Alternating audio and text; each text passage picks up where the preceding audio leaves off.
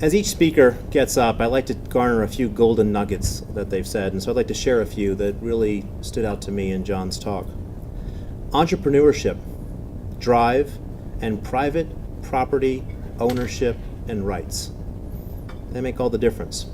There's a wonderful book out there, if you haven't read it, called The Mystery of Capital by Hernando de Soto. He's a Peruvian economist, and he looks at the world and he looks at different economies.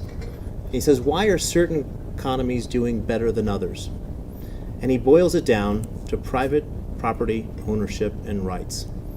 See, that's a novel concept. When you look at history, individuals like you and I being able to own land, being able to own minerals, and to make it productive, that's not commonplace, and it reaps wonderful rewards. It's far better for the millions of decisions to occur in the free market than within a handful of men. Let that one sink in for a little while. Where do you want your decisions being made? Within a handful of people that may or may not know you, may or may not even care about you or have your best interests at heart. You could not have found a better place for natural gas in this country than where it naturally is. I think I put in the naturally is. Hope you're okay with that. Yeah, you should. I like it. I have family members in upstate New York. And recently there was an article contrasting New York and Pennsylvania. New York is in a devastating situation economically right now. Why do you think they're offering 10-year tax incentives, right? No free taxes for 10 years. It's not because their economy is doing all that well, because they're a little bit desperate. Right across the border in Pennsylvania, they're creating hundreds of jobs, and the economy is doing extremely well.